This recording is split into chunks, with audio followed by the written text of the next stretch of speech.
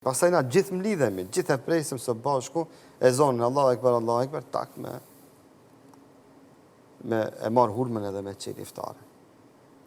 E pastaj thot Muhamedi sallallahu alaihi wasallam, e gëzimin e dytë, thot cili është ai momenti festiv i dytë i besimtarit, wa farhatun inda liqa'i rabbih. Thot edhe gëzimin e dytë e ka në momentin që do të takojnë Allahun azza wa jall. Kur agjëruesi do të takohet me Allahun e madh. Vetë kjo mes rreshtave thonë dietar tregon se agjëruesi është xhenetli, se xhenetli do të takohen me Allahun azza wa jall. Alhamdulillah. Dhe begatia më e madhe e xhenetit nuk janë mirësitë e begatit e panumërta të xhenetit. Jo. Begatia dhe kulminacioni i begative të xhenetit është takimi jon me Allahun azza wa jall. Takimet e tona me Allahun azza wa jall, aq sa më të shpeshta do të jenë në xhenet, aq më të mëdha do të kemi na begatitë e xhenetit. Kjo thonje e Allahut azza wa jall ja bën të garantuar besimtarit, agjëruesit edhe hyrjen në xhenet. Këtu ka garancë se agjëruesi do të jetë banor i xhenetit. Allahu Akbar. Allahu Akbar. Allahu gjithve na bëft agjërues hakikat. Amin ya Rabbi. Dhe Allahu në madh dhe los çdo vllaun ton që shejtani e ka manipuluar, s'ka agjëru, të fillon me agjërim. Të fillon me agjërim. Sa i adhurim është mesati dhe Allahut, sa shë askush dhe se me pak qaste, me pak orë, humb një shpërblim të i maset madhë. Zaten, qëllimi i çdo besimtarit i si jeton këtë dunjo, qëllimi që ai falet, qëllimi që ai jep sadaka, qëllimi që ai bën mirë, qëllimi që ai largohet nga e keqja, është me arrit kënaqësinë e Allahut që përmes asaj kënaqësie të fiton xhenetin. E agjëruesi veç me këtë adhurim, vetëm me agjërimin e tij të sinqert për Allah që e bën, fiton garancën se do të jetë banor i xhenetit me lejen e Allahut të madh. Në dhimbse neve, besimtarët, vëllezërit tonë, motrat tona, që ndonjëherë shejtani i manipulon dhe ua vështirëson agjërimin e muajit të bekuar të Ramazanit. Janë ditë të pakta. Shpejt kalon. Shumë, të mase, shumë shpejt. Ai që e ka agjëruar Ramazanin e din sa shpejt kalon Ramazani dhe sa shpejt vjen edhe Ramazani tjetër. Shifeni, mua më duket sikur me qenë na duke bë para përgatitje për Ramazanin e kaluar. A vetëm se më na jemi në Ramazan. Thua se jemi 2024, na jemi 2025 në Ramazan. Është mrekulli e Zotit se sa shpejt kalon Ramazani e sa shpejt vije Ramazani i ardhshëm.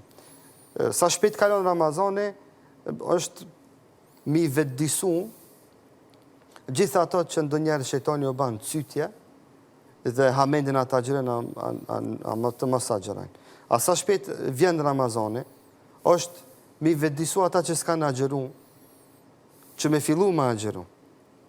Se ja, Zoti po ta jep edhe një shans, po ta jep edhe një mundësi. Hajde robi jam, hinë edhe ti në mesin e këtyre robërve të mi të veçantë të dalluar që ka mi shpërblyme xhenet. Dhe këtu ka një garancë se agjëruesi do të hynë në xhenet i gëzuar, i lumtur. Nuk ka me te kalu në për filtrat tjera që kalojnë kategori tjera të njerëzimit. Subhanallah. Nuk ka me ndjej vështirësi në proceset ditës së gjykimit. Edhe kjo është një moment që na subhanallahu ndonjëherë harrojmë edhe me përmendje dhe me spikat si një veçori. Allah thot, ai ka me përjetu me moment festiv. Ai ka me qenë i gëzuar në këtë moment. Momentin që ai vdes, me agjërim të pranuar, ai është i lumtur. Ai takimin e ka me Allahun azza wa jall. Pas takimit me Allahun, nuk ka vështirësi më jeta e botës së ardhshme. Zate kulminacioni gjitha begative dhe mirësive të xhenetit, ajo top piramida që kushtimisht lejohet, nëse lejohet me thonën, ajo targeti kryesor i begative të xhenetit, e një xhenetli është takimet e shpeshta me Allahun e madh. Agjëruesi e ka të garantuar takimin me Allahun subhanahu wa taala. Dhe pas kësaj, dikush se di si mund të shkon ndërmend dhe të ketë ndonjë hamendje, a ta agjeroj, a mos ta agjeroj. A do tjetë këtë vit në nxehtë, a do tjetë me shi, a do tjetë fresk këtë kohë? Jove robin nuk ka çka e ndalë dhe çka e hamend në agjerimin e tij, kur e din se çfarë shpërblimesh ka përgatit Zoti, çfarë sekrete, çfarë surprizash për atë që do të agjeron. Andaj kjo le të na shërben neve si motiv dhe si shtytje dhe si bindje pa lëkundshme që na, krahas insistimit tonë në agjerim, të jemi edhe të lumtur se agjerojmë. Shifa, të jemi edhe të lumtur se agjerojmë. Nuk guxojmë na me qenë agjerues të shfaqen fytyrat tona, lodhje. Kush do të presi iftari? Ai, sa të kam o bobe më dhe save, sot sa është be, a u shtia, si ka i agjerues. Ashtu ofru më... Agjeruesit si ta kanë kjo. Tjetë nervoz tani gjithë largohuni se kjo është agjerueshëm tani në Ramazan, kjo është shumë i sertë, shumë i nervoz është se agjeron. Kur agjeron, zgudzena me rabami thonë, a di del punë, selam verdën borgjit që këtam. A di të ndodhë kjo me atë, jep selam, thot pse më dhave ti selam, që ki me mu. Nuk i. Kjo agjeruesit nuk i përket. Përkundrazi, në muajin e bekuar të Ramazanit, na duhet me reflektu në karakterin tonë, sjelljen tonë, që çdo send që zguxojnë njerëzit me na e thonë jashtë Ramazanit, me guxu me na e thonë në Ramazan. Po. Nëse njerëzit hamendin a me na lip diçka, mos me na lip, me valon përshtypjen se Ramazan open i keni, kërkoni prej me çka doni.